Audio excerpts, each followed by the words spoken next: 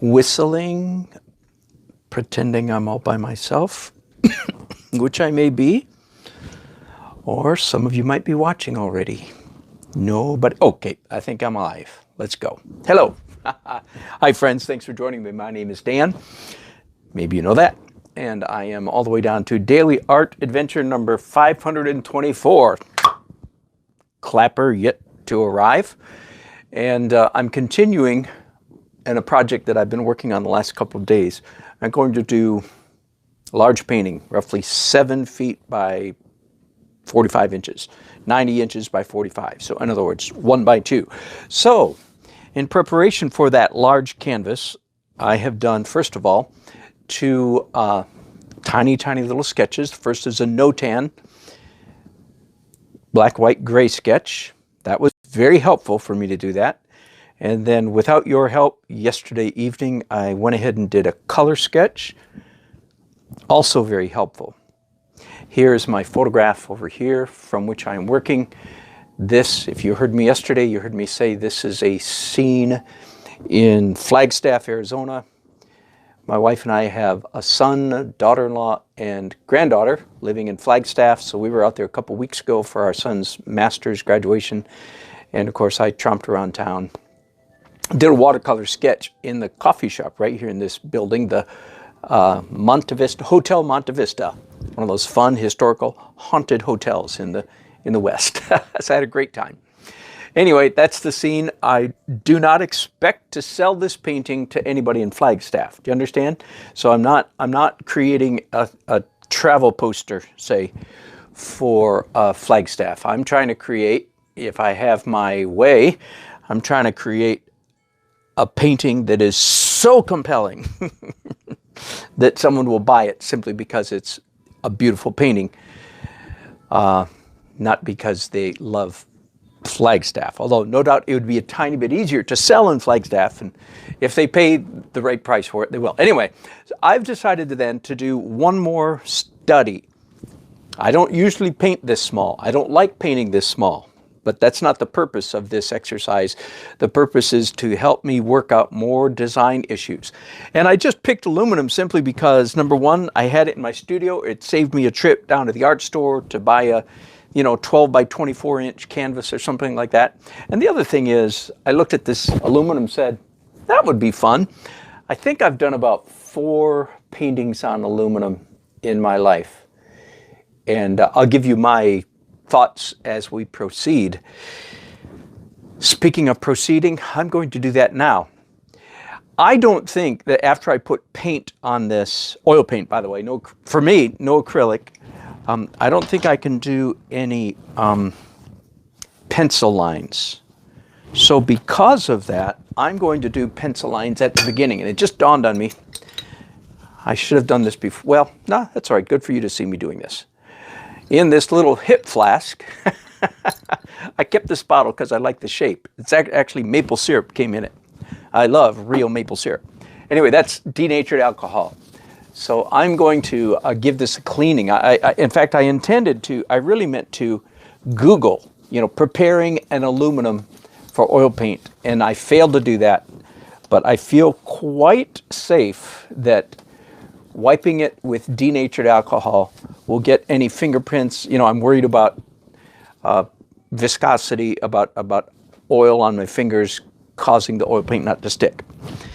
Okay, so because I don't think I'll be able to do paint and then pencils, I'm going to go ahead and do pencils at the very beginning. Now, if you're not a regular viewer, this could cause you considerable misunderstanding.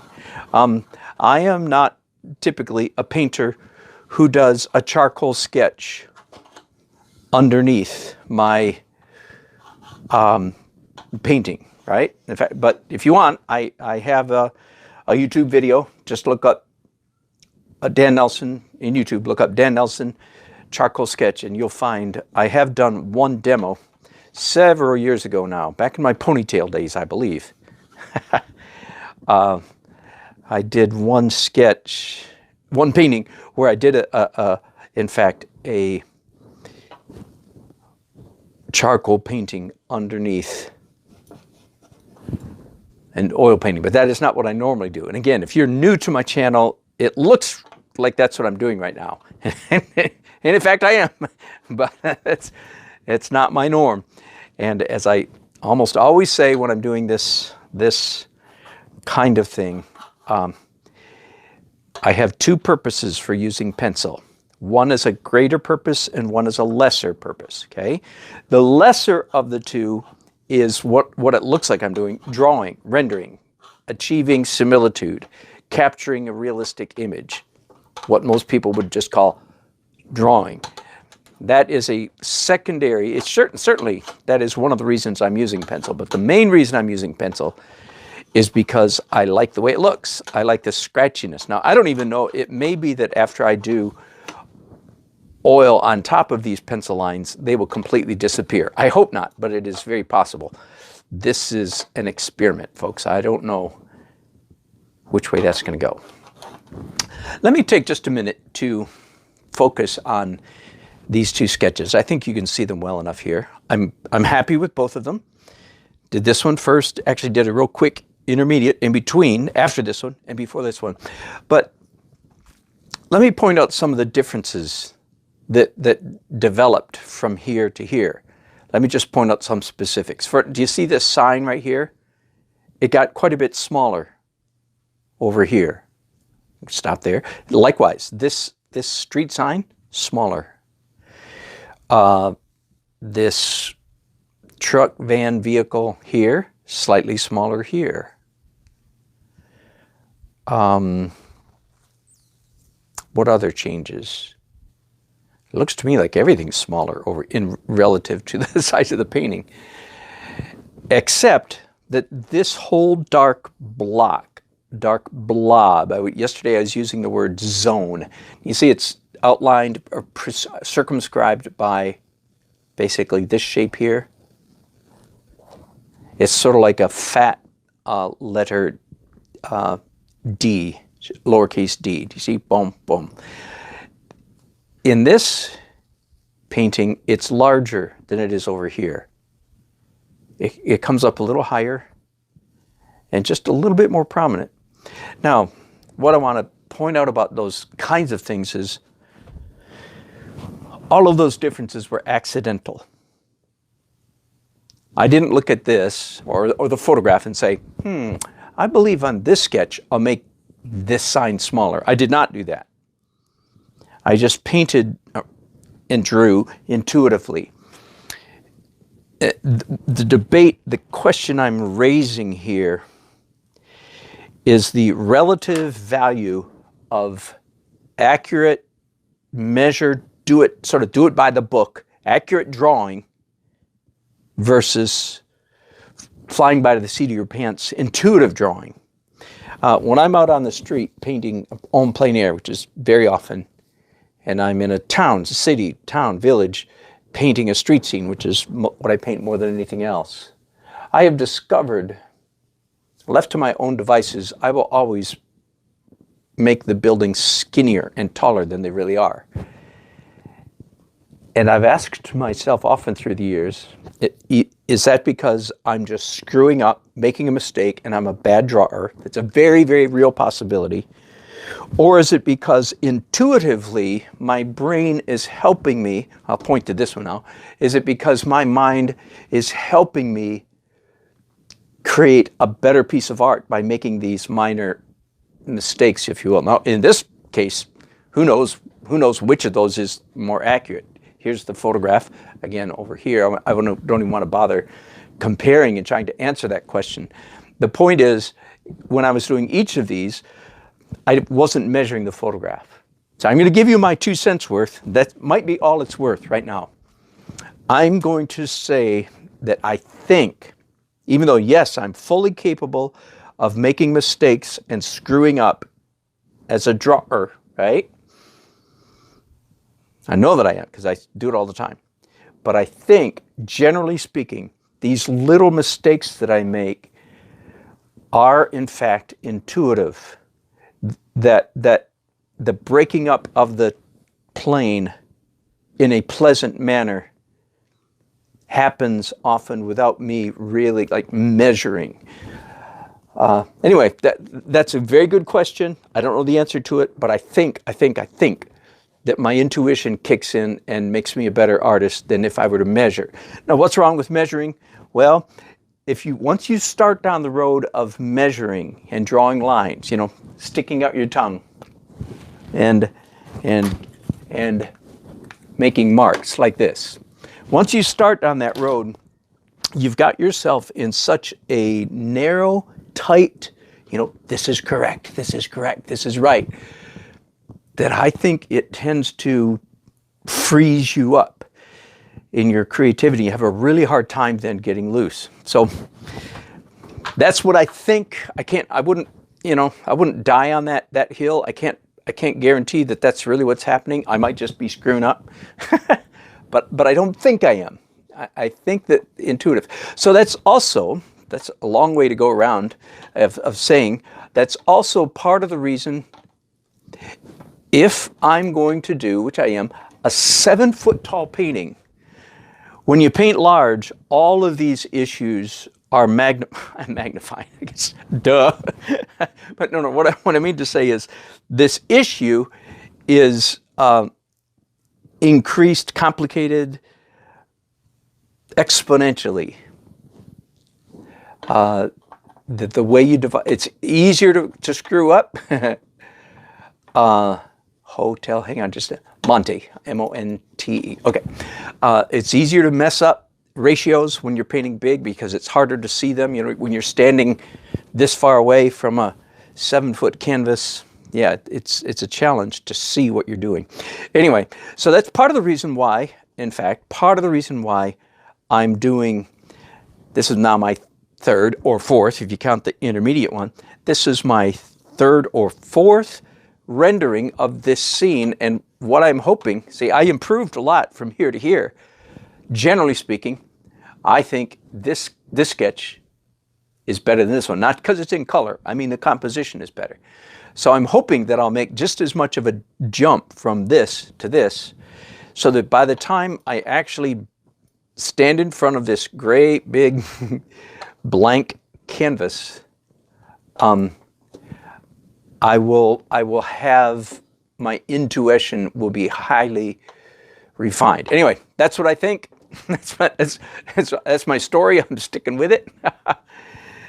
And while I'm doing all this talking, of course, I'm trying to, at the same time, draw this subject matter, which is pretty complicated. Will you grant me that? Darn, this is a pretty complicated, and I'm already making changes. I thought this was a bank of stoplights, but it's not. It's over here.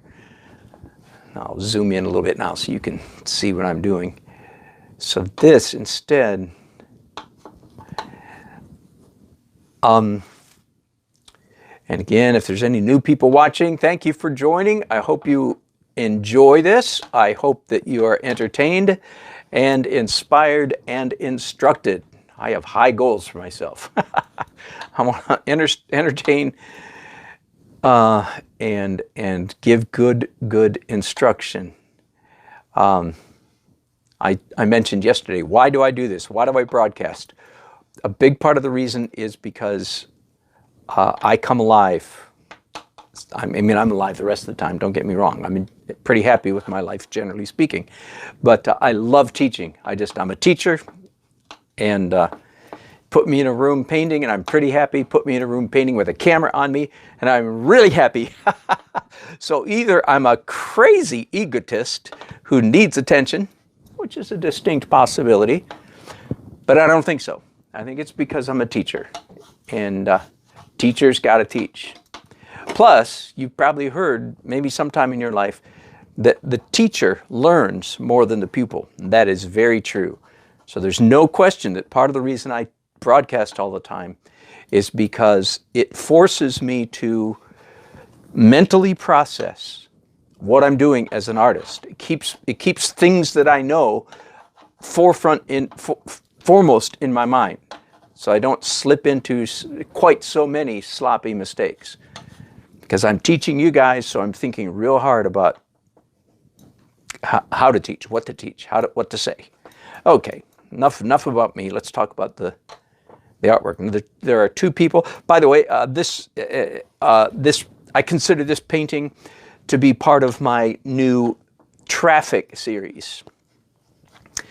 And there's not as much traffic, and part of what that means is I have a lot of vehicles in my traffic paintings. This will be my third one. The big one will be my third in a series. But this one doesn't have as much traffic, but it does have some pedestrians in it, and they're pretty important. There's a man in the distance over here crossing the road. And of course, these two people are prominent, man and a woman, and there's a man sitting here on the bench. And there's a little bit of traffic. And usually the difference between this traffic series and what my normal painting has been, normally I just sort of try to ghost in the vehicles just enough to get the job done, but not really worry about them being accurate. In this traffic series, I actually want them to be quite accurate. It's a little bit of a reaction against, not in an angrier way or a better than you kind of way, but it's a little bit of a reaction against sentimental or nostalgic paintings. There are a lot of artists that will do like this classic city streetscape of Flagstaff, Arizona, in this case. But they will put, horses or cars from the 1940s or 30s, 40s, 50s, old cars, and so on and so forth. Okay, this is a tree. You knew that was a tree, didn't you? All right, so again, I don't normally start with a sketch. The reason I'm doing it is because I think after I get paint on here, I won't be able to use any pencil at all. So we'll find out if that's true or not. Little comment here from Tana Natalie. Thank you, Mr. Friend from Brazil, or Mrs. Tanan. Brazil. I've been to Brazil one time. Loved it. Absolutely loved it. Okay, let's do some painting. I am using Liquin. There's my palette down here. What is Liquin? Okay, again. This is Liquin Original Medium. It makes the paint dry fast. It's a little bit fumy, a little bit odoriferous. So I do actually have a ceiling fan on in my room, and I will take breaks here periodically and open the door and turn on a fan and clean out the room. And at the moment, I'm mixing up, as you can see, some magenta, quinacridone magenta, I think that is, I'm not sure. And a little bit of oxide red and a little bit of violet. Just trying to find something that's dark and reddish. It's not reddish enough. There we go. So picked up some, what is it called? Naphthol Crimson. Okay. Now, I have theories, if you will, about painting on aluminum. I don't know if you've ever tried painting on aluminum. The first time I did it was probably 3 or 4 years, 5 years ago, fairly recently. Never heard of it. Learned it, was exposed to it first from my friend David Dunlop. We were painting together in France. That makes me sound like a hot shot, doesn't it? Didn't mean to do that, sorry. Anyway, we were on the same painting safari for Jerry's Artorama and Charvan Paints. Anyway, painting on aluminum, new to me. And then I've tried it several times. And since then, I've had several friends, some of the members, people in my Painters Forum, our monthly gathering. We just met the night before last. One of my favorite nights of the month. I love getting with these old friends, good artists, and sharing our work and getting good critiques from them. Several of them have done painting on aluminum, and evidently not everybody feels the same way that I do about painting on aluminum in this regard. This is what I mean. I think the beauty, the real beauty of painting on aluminum is, in fact, the reflective quality of the aluminum that lets the shininess, the mirror-ishness, the reflectivity show up through the paint. And I say that because I've since I started painting on aluminum, I've encountered a number of other people who've painted on aluminum who evidently don't feel that way, and they go ahead and cover the entire canvas, the entire sheet of aluminum with opaque paint, so that none of the, I'll call it iridescence, if you will, because when it has color on it and it's reflective underneath, it has sort of an iridescent feel. Just between you and me, don't tell any of my friends, I don't want to irritate them, but just between you and me, I think that's a mistake. A big part of the beauty of aluminum is allowing, now it makes it, if you will, impossible to print reproduce, because as the viewer moves, you see, as the person looking at the painting moves back and forth, you get this shimmering interplay of iridescence. I'm going to use that word, even though it's maybe not technically correct. But anyway, that's what I think is the beauty of aluminum. So that's the way I am going to paint, as if, that is to say, with lots of transparency, which, again, if you're a regular follower, you know. Or if you're new, let me go ahead and tell you, what category should you put Dan Nelson into, his oil painting in any case? What category fits me? What descriptor? And I'll give you the answer to that. It is transparency. Oh yeah, if you think about Dan Nelson, you go, oh yeah, he's that guy that's bonkers about transparent paint. Okay, I'll help you out there. I pigeonholed myself. You don't even have to wonder about it anymore. That's where I fit in. I'm that transparent guy. So of course, painting on aluminum, trying to maintain that transparency is my native language, if you will. So I'm starting out just using a tiny bit of liquid, not much at all, just a tiny bit. I'm starting out with all transparent. All transparent. We'll come back and do as much opaque as we have to, as much opaque as we need to in the final stages. Okay, now let's again, just in case, and my friend Natalie, new friend from, and I'm not sure I'm saying that right, Natalie, from Brazil. You may be new here. Why am I painting with two hands? Okay, first of all, the joke. Brace yourself, it's bad. Mr. Nelson, why do you paint with two hands? Because I don't have three. Yuck, yuck, yuck. Okay.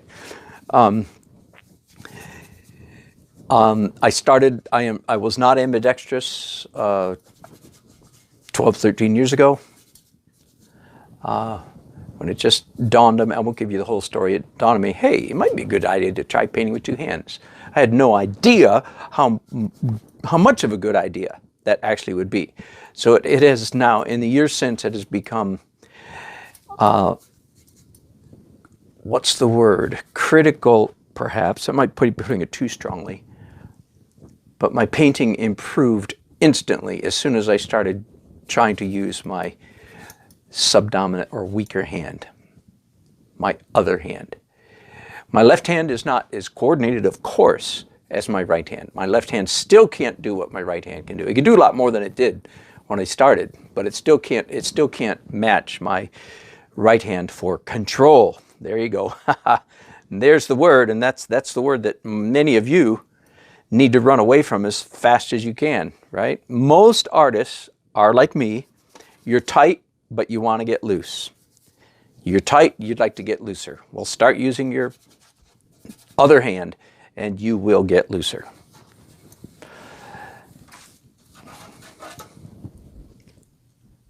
Now, I don't know about you, but that's already pretty.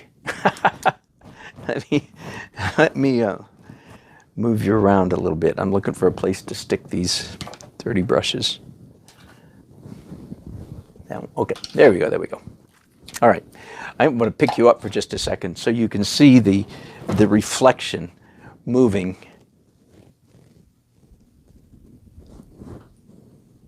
The light moving across.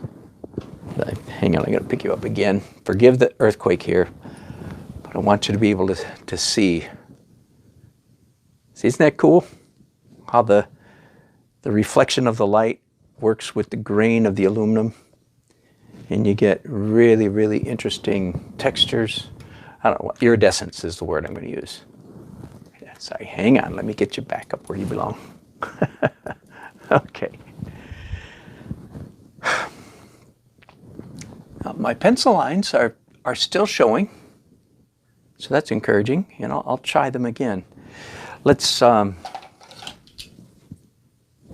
think I can wipe off these brushes and just change colors without cleaning my brushes. I don't want to get all clean yet.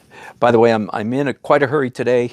I have very limited time, so I don't know that I'll be able to finish the painting. I'll get as much done as I can, and if I need to, finish tomorrow or Saturday. Tomorrow is officially Christmas at our house. Yeah, we belong to this little-known sect. I'm kidding. That celebrates Christmas on January, what's the date tomorrow? 12th? Whatever it is. I'm completely kidding. No. Our daughter's husband's mother passed away a few days. Our son-in-law's mother, the other grandma, passed away, sadly, 4 days before Christmas this year. So all of our kids packed up, the kids that are living with us in our house here, our four wonderful grandchildren, 4 of our wonderful grandchildren, not counting the 2 wonderful grandchildren that don't live with us. They're wonderful too, but they don't live with us. Anyway, so the locals here packed up and went off. And then, of course, we followed them a few days later and attended a precious, precious memorial service for our dear friend and family member. So Christmas completely got put on hold. And so we have 4 kids here, ages 8, 6, 4, and 2. 2, 4, 6, 8. And they're patiently holding their breath, waiting for Christmas. So that's tomorrow. So I doubt that I'm going to do any broadcasting tomorrow. So if I don't finish this today, it might be Saturday before I get back to it. Then again, life is so crazy, I don't really know. But I do enjoy broadcasting, as you can maybe tell. And so I'll be back as soon as I'm able and finish. I can't wait to get started on the 7-foot painting. Now, just one other technical detail. To do a 7-foot tall painting, I have to do it outside. Downstairs in my painting studio, I'm upstairs in my illustration studio today, but escaping the noise of children in the house.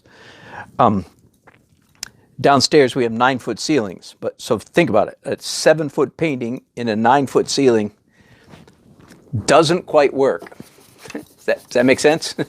Doesn't quite fit. I mean, technically, so it'd be 1 foot from the floor and 1 foot from the ceiling. Anyway, so I'm going to paint it outside in the garage. And unfortunately, this coming week, the weatherman is saying chance of snow, temperatures in the 30s and 40s, which I know for all you northerners, I don't want to hear it. I know that's nothing. I know you're in the 0 and sub-zero. Yeah. But I don't live up there, and my blood has gotten thin. I grew up there, and I loved it, actually. I loved the north. I loved the snow. But it's a little bit chilly for painting, right? It's wonderful for skiing or skating or even walking or sledding, but not so good for standing still and painting. So what I'm trying to do here, you can see, is give a basic undercoating of local colors. One of the aluminum, of course, doesn't allow me to do my normal thing, which is put crazy, crazy colors underneath my painting. That aluminum won't let you do that. I hope that's obvious. So I pretty much have to, I think anyway, unless I learn some tricks that I don't know yet, I pretty much have to start with local color if I want something to be a certain color late in the process. Okay, so I'm just about done. What is this white spot right here? I think that's a man's shirt. He just got made into wearing a red shirt, and that's all right. Now, let's tweak some of these colors just a little bit. I want this sidewalk to be a little bit redder. And those of you who are perhaps watching and perhaps watching for the first time, yeah, I hope that you're paying attention to the manner in which I hold the brushes, the manner in which I move the brushes in particular. That is all very intentional. And just the fact that I'm using two brushes, two hands instead of one, of course, is pretty important to the effect that I'm pursuing. So those of you who are tight and you want to get loose, there you go.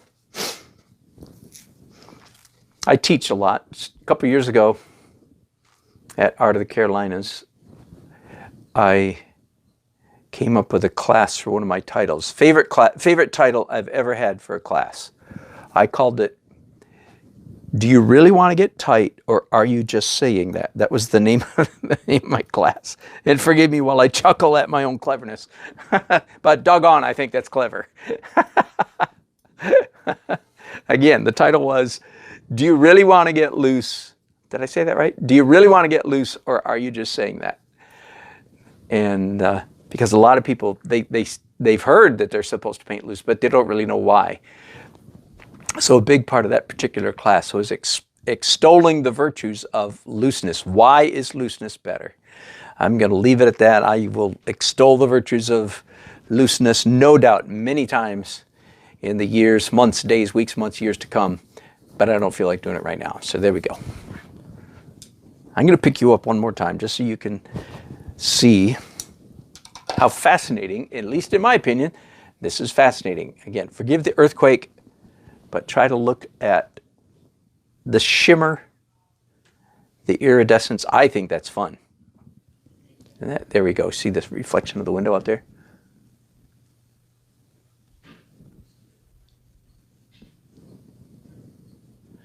There we go. Let me take a minute. I see some comments coming in. Let me see those. Lots of comments. Good. Thank you very much. Toby. Hey, good to see you, Toby. What is that makes it sentimental? Is it the subject or the treatment of thank you, Toby. I think it is the subject. What I mean by sentimental, and it is treatment too, it's a cloying, how do you like that word? Cloying realism. What makes it sentimental is when you have to go back to nostalgia would be another word. In other words, 1940s cars, maybe 50s, but if you get into the 60s, then you're getting into the possibility that maybe there was a classic car show going on in town. Thomas Kincaid, God rest his soul, did this a lot. Old cars, G. Harvey does it. And both these guys are making bazillions of dollars, if they're still alive. But they'll put horses and buggies and horses to appeal to a nostalgia in their audience. And that's okay. I'm not criticizing them, but I don't want to do that. I want to do today's vehicles. In 40 years, the painting will have a nostalgic feel about it because the cars will be 40 years old. But it'll be an authentic nostalgia, not one that I put into the painting. Be that as it may. That's what I'm thinking. And people who go for that, if I may, pretty picture school of painting tend to be rather tight and unimaginative in their handling of the paint. To them, the picture, the pretty picture, is paramount. The paint is just a means to achieving a pretty picture. You with me? This is important.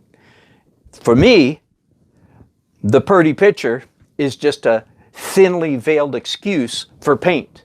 So I consider myself a very modern or postmodern painter. I consider myself an abstract painter. This scene, again, is just a thinly, that is, you know what I mean by thinly veiled? I make the viewer think I'm all excited about a city street in Flagstaff, but I'm not. And the astute viewer will pick up on that and go, you know what? He was just using that scene as an excuse for line, shape, color, design, texture. Bingo. Edgar Payne is a great example of this. I forgot his name briefly yesterday. If you were watching, that was the name I was looking for. Father of California School of Plein Air Painting. In fact, all great painters, I think. Whew, I'm not about to get in trouble. All great painters. There are many good renderers and illustrators and people who make pretty pictures. And by the way, Thomas Kincaid was a fabulous painter. He just chose to use his skills in the service of sentimental or nostalgia. And I'm not criticizing it. And God knows I'd love to make 1/10 as much money as he made. Here's a question, Dan Nelson, microphone. Would you do sentimental paintings if you knew you could make $1 million over the next 2 years? The answer is heck yes. Of course I would. Are you kidding? In a heartbeat. And then, because that would, if I made that kind of money, that would leave me free to do real art and real painting with all the rest of my time. Okay, and I'd even be willing to sacrifice a couple of years where all I could do was sentimental painting. Yeah, no problem. So I'm not criticizing the people that do that. I'm just drawing a distinction between what they were doing, what I'm doing. Okay, thanks, Toby. Good question. I don't know if I answered it. I hope I did. Why do Dane and Natalie asked me why do I use 2 brushes, and then I went and answered it before I saw this. Just illustrations. Just illustrate. No, you do not gesso. I did not gesso. I don't think. Now I would have to look. You can look it up. I would look up. Can you do acrylic gesso, even transparent gesso? Can you do acrylic gesso on canvas? I don't think. I wouldn't trust the bond between acrylics and aluminum. Now let me take just a second. This is a really good point. I feel like I have a pretty good intuitive sense about how well acrylics stick to stuff. You with me?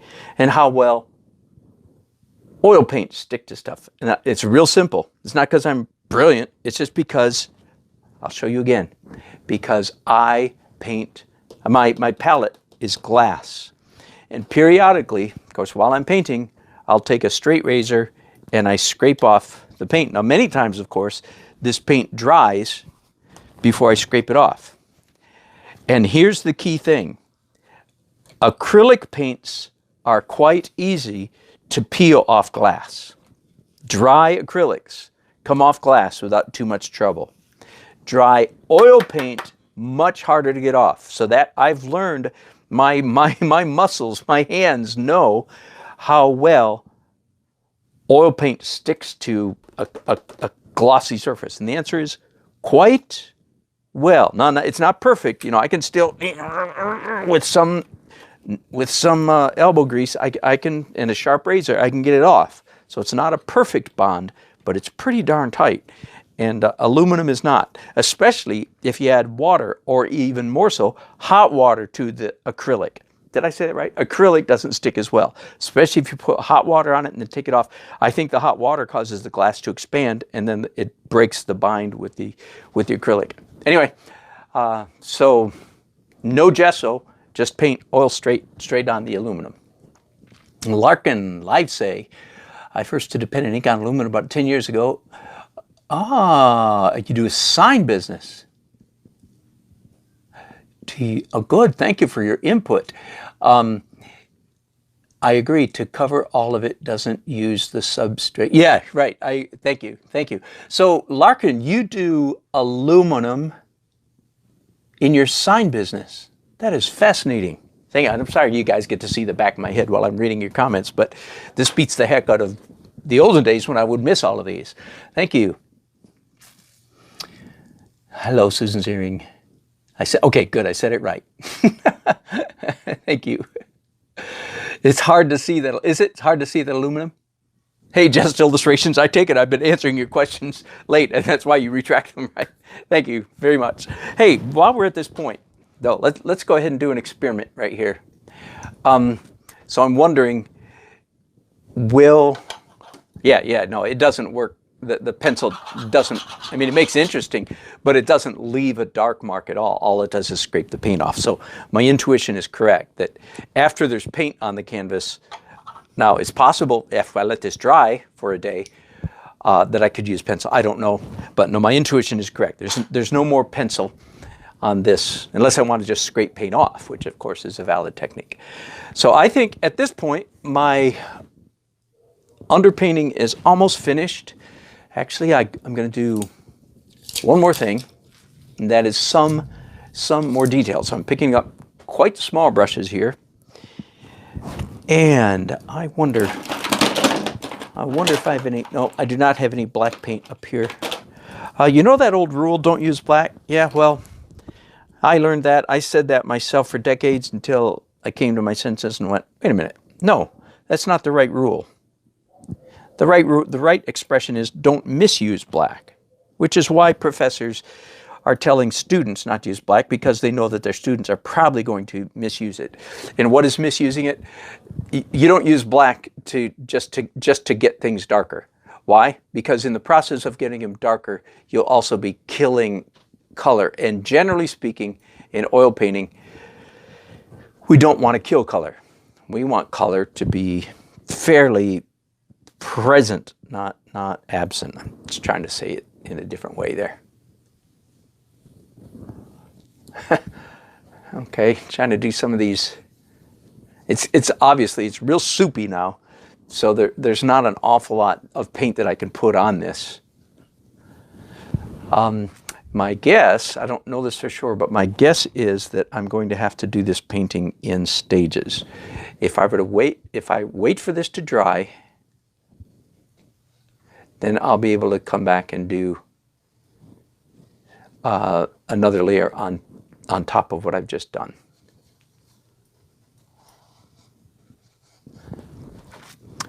But I'm not going to wait for this to dry. I'm going to do a little bit more and then come back later and finish it, maybe tomorrow or the next day, as I was saying earlier.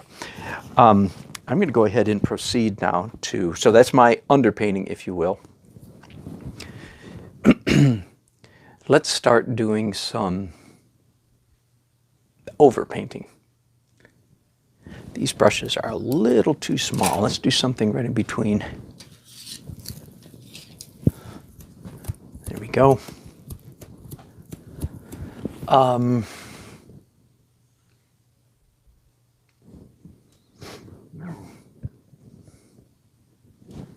Hey, my music died. What happened? I had music playing a while ago. Forgive me, folks, just a minute. Let me go back. The main reason I play music, by the way, when I'm painting is not because I need to have music playing. In fact, when you guys aren't listening to me, I don't play music. I, generally speaking, play. Sorry, hang on. Sorry, this is taking a long time. I, generally speaking, play podcasts. But one of the reasons I play music is to keep the earworms from irritating me. Earworms, that song stuck in your head. That's a German term. I think it's delightfully accurate. Earworms. Here we go. Browse. Mood. Peaceful. I don't listen to music to get revved up. I don't need revving. I need quite the opposite. Generally speaking, in my life, I need things to make me more calm, not more revved up. Forgive me again for all this time. I had no idea I would take this long. But I did start having songs going through my head a little while ago. There we go. Whew. You probably can't even hear it, and that's fine with me. The music's there for me more than you. Now, I'm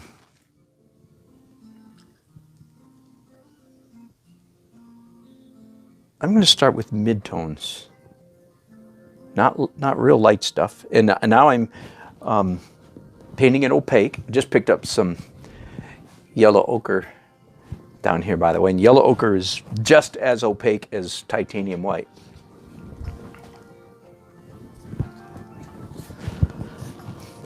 But generally speaking, it is white paint, generally speaking, that makes our colors opaque. Again, don't if you're a beginner, don't take that all the way to the bank. That's just generally speaking.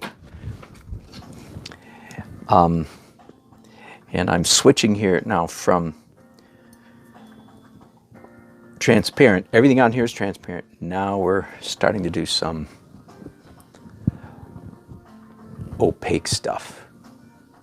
And my experience has been, if you want opaque paint to stick to the aluminum, you really have to, it's a little bit like mashed potatoes on a serving spoon. Whoops. Okay? You know, you got a big bowl of mashed potatoes. If you dip your serving spoon in the if you put on the spoon as much as you want to eat or as much as you want to put on your plate, and then you go like this and you try to get those potatoes off the spoon, it won't come, right?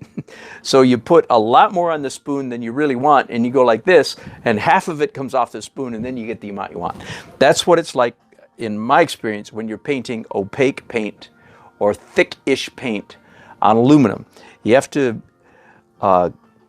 pile up a lot more paint on your brushes than you really expect to need, because it's not all going to come off. That's a funny analogy. I've never used that before, but doggone, that's pretty appropriate. So there you go. The mashed potato principle for getting paint on aluminum.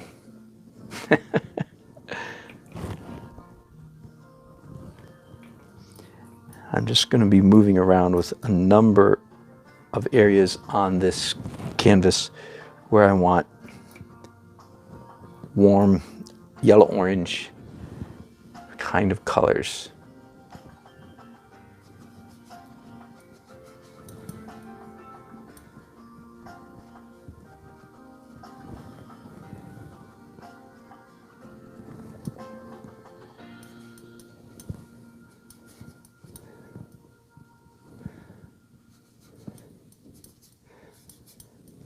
I'm painting right now very close to the edge of the canvas, the painting, the aluminum. So of course I have to be careful. How much energy do I really want? How much hard lines are high energy, and I have to be careful. I don't want too much energy over there. So I'm going to stop right there for right now. See where else do I want some of this warm yellow-orange. By the way, I just realized I just violated a rule. You may not have heard this one yet, so let me go ahead and share this with you. Hang on, first, hang on, I have to do some drawing first. Flat brushes, and in this case even filberts, especially flats are okay. You just have to be careful not to use them on the flat. Let me pick up a brush here real quick. Find a flat one.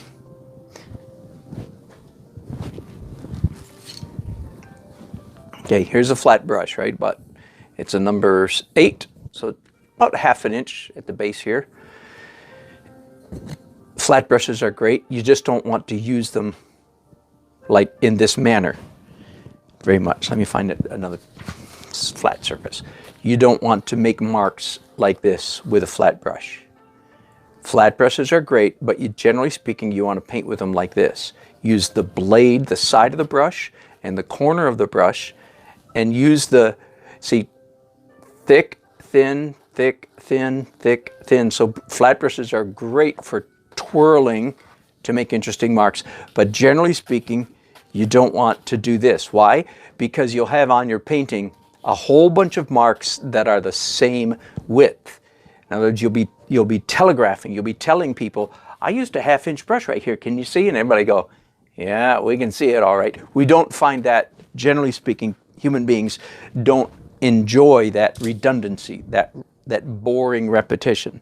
Generally speaking, we like variety. And using a flat brush on the flat violates that rule, that desire for visual variety. Interesting marks is what I usually call it. So, see, right here I have 1, 2, 3, 4 rows of marks that are way too similar in width. Even though I was using a filbert, it looks like I was using a flat. And so I'm going to mess that up a little bit, disguise that. I don't want that kind of redundancy. There's the word. Using a flat brush on the flat too much creates visual redundancy, which is unappealing to the viewer.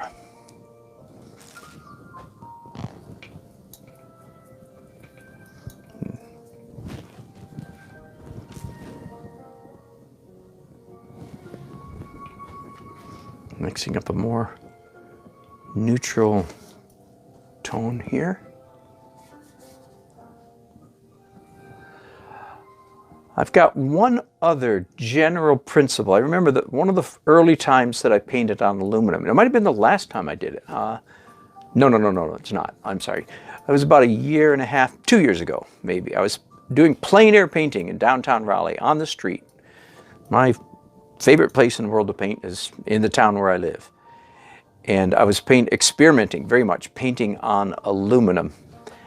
And just the way I feel right now, I felt then the way I feel like right now, like, oh, wow, I'm lost. This is so crazy. This is so different to painting on aluminum. And I made a decision there that afternoon and evening. Early in the process, I decided, okay, I am feeling wobbly, insecure, and lost in my painting at the moment. And I made a decision that has really stuck with me over the years, and I'll pass it on to you. I'm going to assume, let's just assume for sake of conversation, that you're at least a moderately accomplished painter. Okay, so I'm not really talking to beginners here. Talking to people who can paint and draw fairly well. You decide, I'm not going to judge you. You decide whether that fits you or not. When you find yourself in virgin territory, when you find yourself in a place with a medium, no matter what the medium is, oil pastel, charcoal, I'm just naming mediums, watercolor, etching, you name it, pastel. This is just a rule of thumb that I think works fairly well, that when you find yourself in uncharted territory, that's a better word, when you find yourself in uncharted territory, generally speaking, better to err on the side of realism than the side of abstract looseness.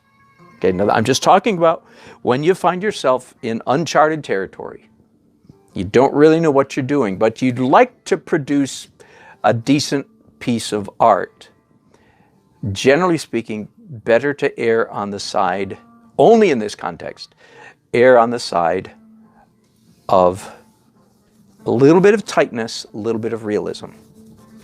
Okay, now you have to take that as coming from somebody like me, who, if you're familiar with my normal painting, that's the only way that comment will make sense, if you understand who it's coming from. Okay, so it's not coming from Joe Tight. It's not coming from Joe Tighty Pants.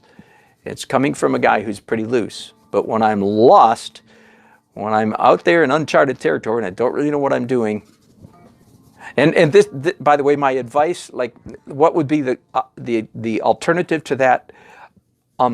In my opinion, it would be, the alternative to that would be the typical art college, art degree, professor, which would tell you to, as a beginner, like first day you've ever done whatever medium it is, never touched it before in your life.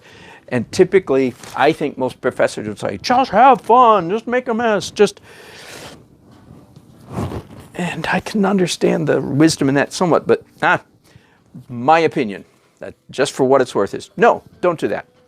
Tighten your little fanny down and learn, in other words, arm wrestle with the medium, and you beat it, you win it. Get loose later. Again, understand this is coming from someone who I think is on the loose scale, fairly high on the loose scale, fairly high. All right, that's just, for what it's worth, it might not be worth anything, but it definitely has worked for me a couple times. That means, of course, tightness, accuracy, realism clearly means more time. Right? I'm not going to be able to whack out this painting as fast as my normal painting. And that's okay. That's just part of, in my opinion, that's what comes with trying a new medium. Okay, since I've gotten myself this deep in trouble, let me explain again in different kinds of language what I just described to you. This is a broader principle that fits in this. In every medium, artistic medium in the world, I'm going to be overly binary here, okay? But I admit I'm being overly binary, so bear with me. There are two ways to handle every medium. One is essentially the way that I just described, which is you arm wrestle, you fight with the medium, and you bring it under your control. You force it to submit. I know that sounds good. In the wrong context, this would be terrible language. But please, I'm just talking about painting here.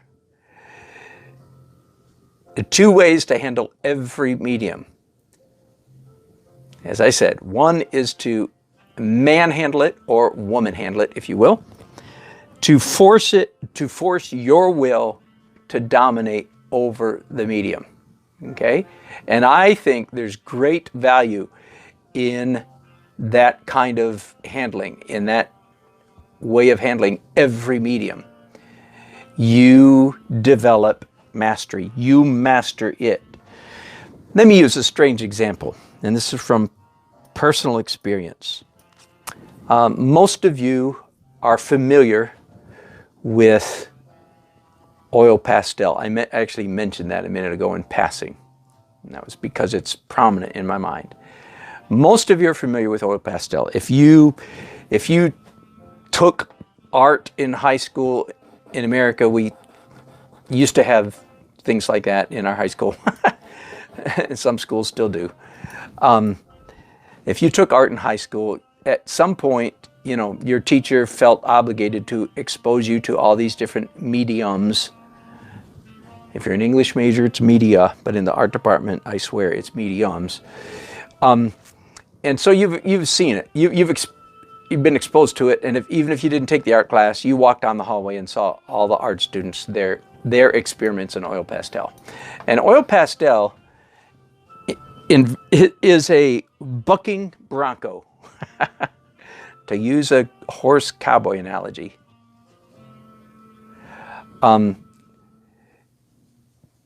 Oil pastels are hard to manage, hard to master. And that's why almost all the oil pastels you've ever seen were basically ugly.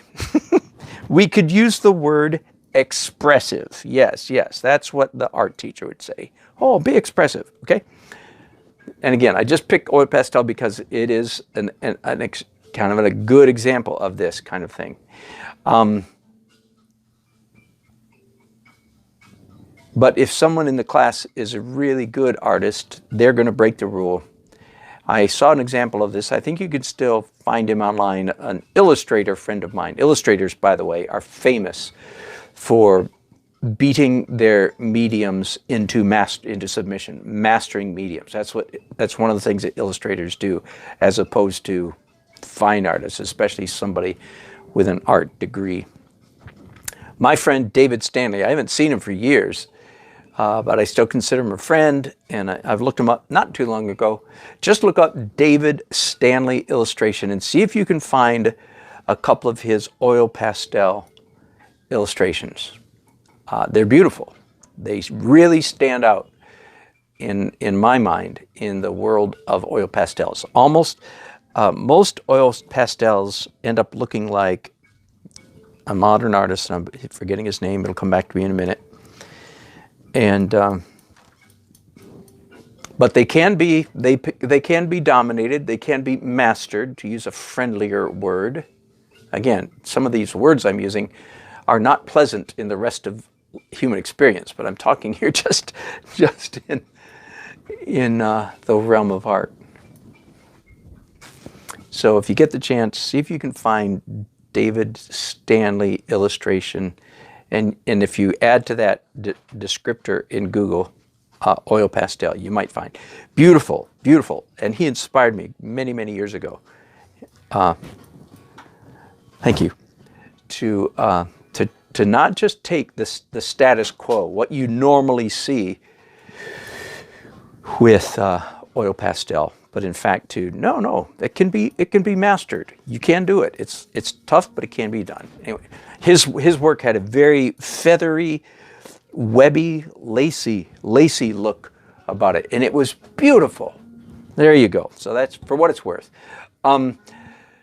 But I find every medium is this way. Now, as you know, if you follow me at all, I'm a huge advocate of what I call real oil. My oil paints are loose. That's because I've mastered oil paint, I mean to say. Therefore, I can get loose with it. You with me? I'm pretty good at handling oil paints. I have beat them into submission. I can control my oil paints. That gives me the freedom to be loose. The looseness is birthed out of mastery, not lack of mastery. You see in beginner art shows, at the state fair or whatever, you see a lot of paintings who are loose simply because the painter does not have mastery of his craft. So therefore they paint loose. And forgive me, but an awful lot of art fits that description. And in our culture, generally speaking, in our art culture, which accepts and receives sloppy work so readily, many students are never pushed to their proper level of artistic skill because the whole world around them will take their sloppy work and say, "Oh, that's lovely. That's so expressive." I'm sorry for the whatever voice that was. Slight tone of mockery. I know. Sorry, that was rude. Look how sad I am.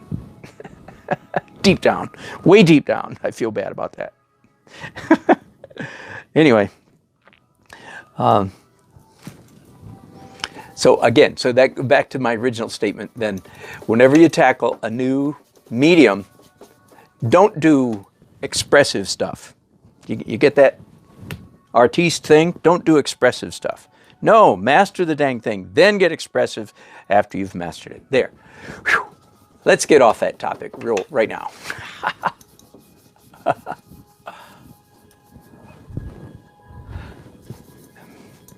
Well, this is interesting. I'll grant you that this is interesting. I'm not sure it's good. I certainly don't feel like I'm mastering, but I'm also not done. I am not finished. So my inclination here is to slow down, not right now while you're watching, but after I ditch you guys and just paint by myself, my inclination will be to slow down, so to speak. I'm already doing slow enough, and just take some time and just keep working on this. In other words, again, I guess I'm still on this subject. I do not have mastery of oil on aluminum. I'm a newbie. Are you with me? Therefore, I'm not going to go super abstract and expressive and loose. I'm not. It's not the time for that. This is the time for me to figure out how to conquer this medium. And then again, I know that kind of language in other parts of human experience is not good language, but in this context, I think it is a good concept. I need to conquer this before I try to get loose with it. Okay, there we go. Now maybe I'm going to let that subject go. I am finding that one of the interesting things. Oh, you know what? Doggone, let's do that. Now I've got light coming from the side. All of a sudden, it's just got a whole lot easier for me to see what I'm doing here. That's nice. That was a nice discovery.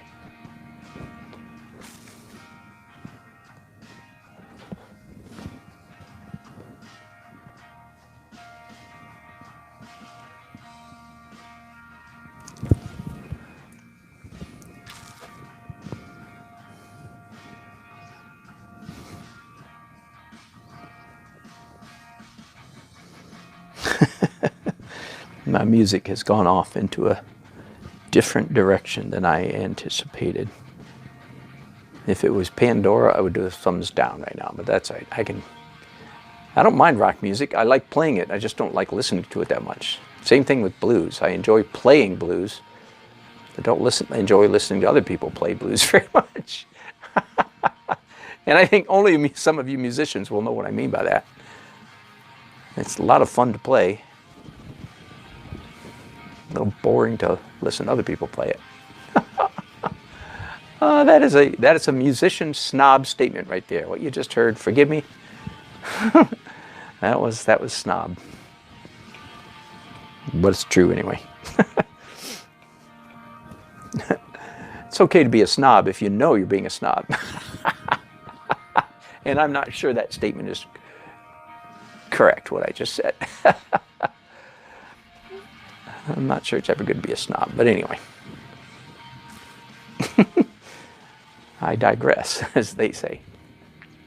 Part of the charm of this scene, I think, is the fact that this road is going uphill. I definitely want it to look, and it does. It looks like it's going uphill. Again, part of the charm. I mentioned yesterday, I don't think I said it yet today, that if you're a Forrest Gump fan, if you've seen the movie, in the part of the movie where he's running across America, part of the movie actually takes place right here on this street. He's running that way. The camera is pointing back this way, and it shows him running up this street right beside this hotel. I discovered that when I was out in Flagstaff a couple weeks ago. You know, it's one of their little claims to fame. Forrest Gump ran here, kind of. Okay, let's change colors. I don't think I have to clean my brushes. I can just mix new stuff into it. Now I'm doing a even more mid-tone, a little bit darker.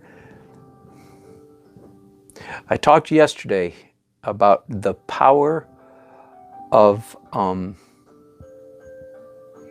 now I'm forgetting the word. Submissive colors. That's not the word I used. I'll think of it in a second.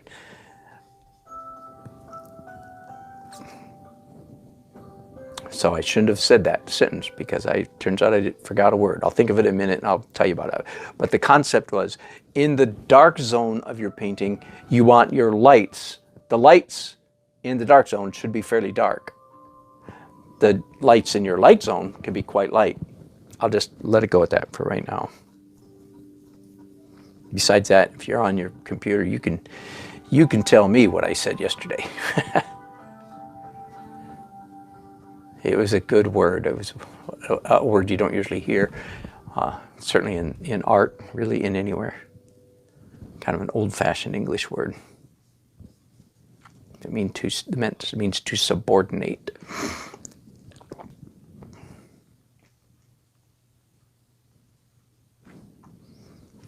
What does that look like to you guys? Yeah, the light's coming from a good direction there.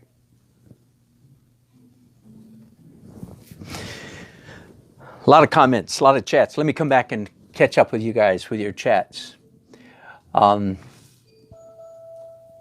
David said my camera was messing up for a while. Hey, sorry about that. Hey, David Mercer in Quebec. Good to hear from you. And thank you. Merry Christmas to me and my family. I appreciate it. Don Smith, do I ever use water-soluble oils? The answer is yes. Not a lot. I have a whole set of them down in my van. And just in case I ever show up somewhere where I really can't use regular oils, I carry those with me. Or if I just get in the mood to use them. I did a demo for Jerry's Artorama, big art distributor here in the United States. 7, 8 years ago, I did a demo for them where I did a oil painting, small oil painting here, and then a water-soluble oil painting of the same scene side by side, right? Side by side. And after they were dry, I couldn't tell the difference. The only way I could tell which was the water and which was the regular was by looking at my notes on the back. So that made me pretty convinced that water-soluble oils are just fine. I find them a little more difficult to work with. Again, use that mastery. You can arm wrestle them into submission, but they do take, in my experience, a little more wrestling. They're not as easy. And people who think that, oh, I use water-soluble oils because they're easy, they just don't know. They're kidding themselves. They're actually a little more difficult to manipulate than regular oils, in my opinion. But there you go. But I've done enough. I did a side-by-side, and I've used them other times too. I did a portrait, by the way. If you look up Dan Nelson portrait in water-soluble oils, I did a quick little portrait of a lovely young lady that I ran into at North Carolina State University. Fairly popular video. You can just look it up, portrait in water-soluble oils. So yeah, they're just fine, just fine. If I found myself unable to use oils, as some people have over the years, I would not switch to acrylics. I don't think I would switch to water-soluble oils. I believe I like them better, way better than acrylics. Okay, next comment. Let's see what's going on here. Hope my camera got better, David. Thanks. Susan, do I use a hog hair brush? I can't catch the hogs. No, I'm kidding. No, I don't usually. Almost, well, all my, yes, I'm sorry. Yes, these are all bristle brushes.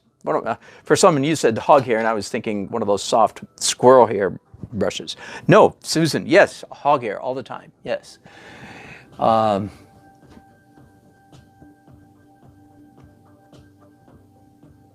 Toby, I agree. Drawing is drawing. I agree.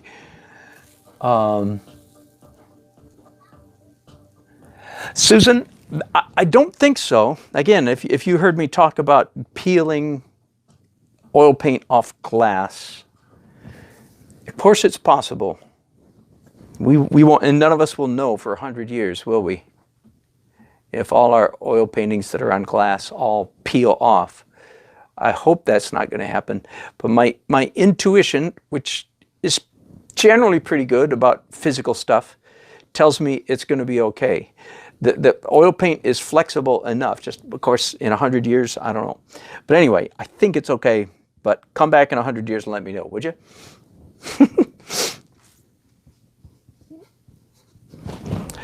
Next comment. Thank you, guys. Larkin Livesay.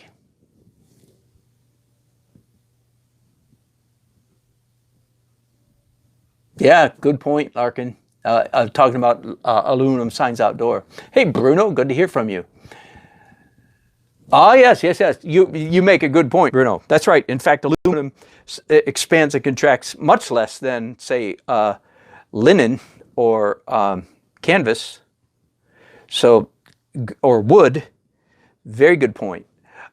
Years ago, I took a class where it was imitating the technique of the old masters, and I did my William Bouguereau painting. I had a very good, very knowledgeable instructor. He was actually a PhD student in physics, and so he was very into physics, which is great. I loved it, and we did paintings on wood panel, but get this, we did several coats of gesso all the way around and on the sides, the skinny little edges of the wood. Several coats, and the same number of coats front and back. So I always go back to that when I think about, and that painting should last 1,000 years if something really bad doesn't happen to it. I say that based on, things like that they find in the desert in Egypt and so on. Yeah, so I think Bruno's probably right. The subservient, thank you, Jerry Yoder. Subservient values. Okay, so thank you. So that's the word I was looking for. In the dark zone, you want your lights to be subservient to the darkness. In other words, they're not as light as they are in the light zone. In the light zone, you want your darks to be lighter. Do you get it? So in other words, the major zones tell you what to do with the small details. And that is not the case, say, in the photograph. Here, do you see this photograph? These are little fake balconies. And in the photograph, this is quite light, very light. In my opinion, it would be a mistake to paint it that way. I talked about this quite a bit yesterday in my podcast called The Power of Subservient Values. Thank you. And you see that I'm already going in that way. Here's my balconies here. They're still light. You can still see them. They'll still look like balconies, but they're much, much darker than they are in the photograph. Why? Obviously, I'm not after realism, right? The biggest mistake I tend to make as a painter, and I'm not the only one, the biggest mistake I tend to make is I do things because it's that way in the photograph. I'm aware of that. I'm not going to do that. I'm going to make the little balcony things darker here than they are in the photograph, and that'll help the painting cohese, hang together, feel good, look beautiful. Thank you for that. Subservient. And Bruno, you did paint on pure, not gessoed anodized aluminum several times. Last very well. Yeah. No peeling, cracking whatsoever. Glad to hear it. Lasted very well. Thank you, Bruno. Susan, please do let us know. Come back in 100. I mean, you'll be here in 100 years. Please let us know how we did. I'm just about ready to finish this delightful broadcast with all you people. Yes, Susan, just thinking about how many garage sales and yard sales my paintings might be in. I've already had that happen to me, by the way. A couple years ago, I forget, I think somebody told me that they bought one of my paintings on eBay for $50.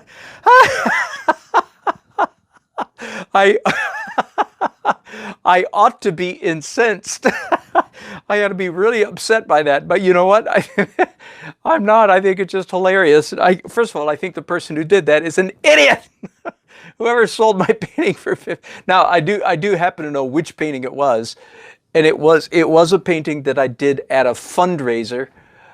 Hang on just a second. It was a painting I did at a fundraiser, and it was outdoors. It was people on bikes at night in the city, and it was a decent painting, especially considering what the subject matter was. But evidently, whoever won the auction that night wasn't very happy with their purchase, and so they put it up on eBay. Anyway, oh boy. I also discovered, this is a close second of that, this is several years ago now, somebody told me that they were buying my DVDs at Walmart. It's almost as bad. It's almost as bad as being on eBay for $50. My instructional DVDs for sale at Walmart.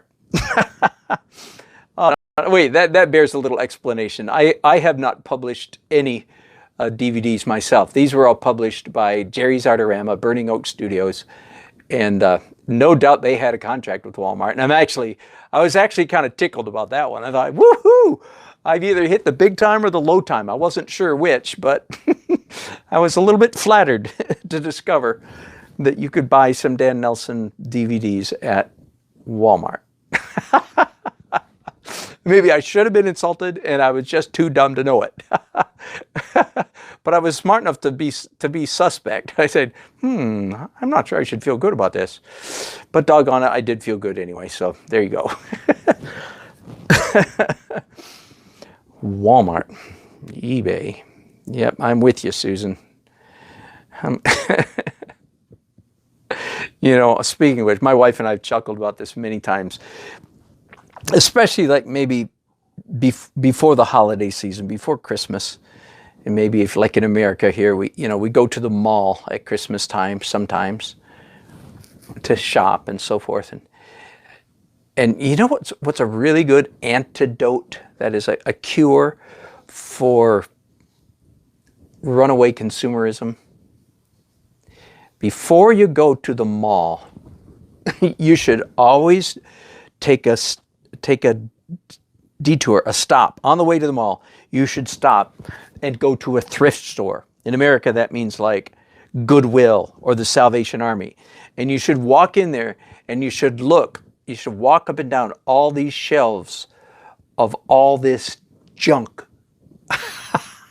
that they're selling at Goodwill for 50 cents and $1.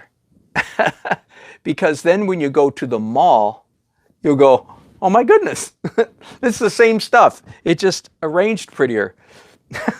In 10 years, this little beautiful little vase that they're selling me for $39.95 will be at Goodwill for $1.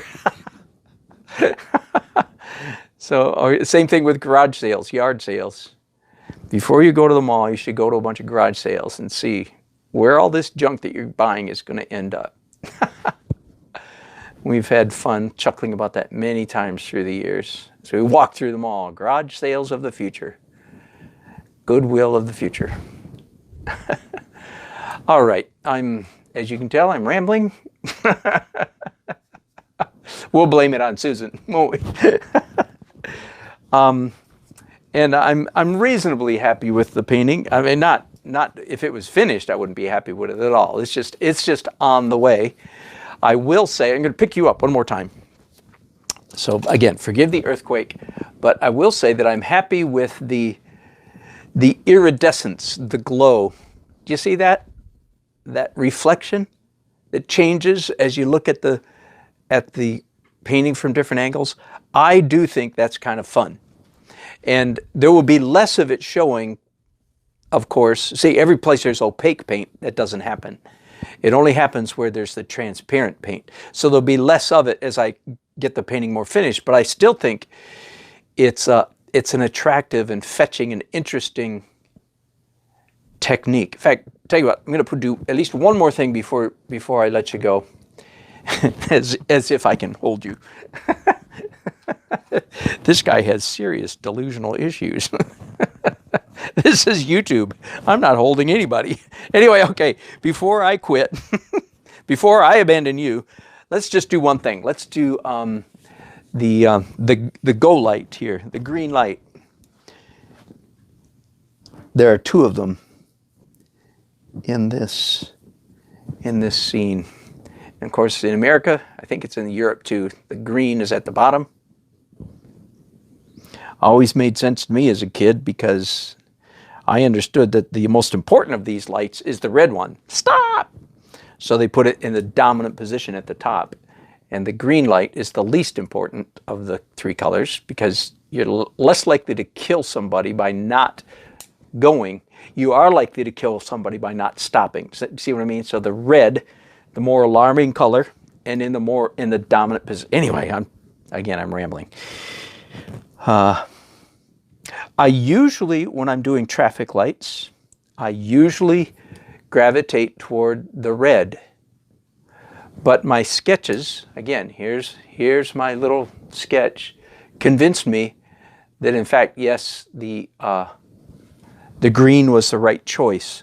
The scene has a lot of red in it, and that doesn't mean I couldn't do red lights, but I found it, again, in the sketch, I found it quite fetching that the green worked quite nicely in contrast with the red. Now I'm going to do one more dab of very pale green and fairly heavy paint, a little bit of impasto right here.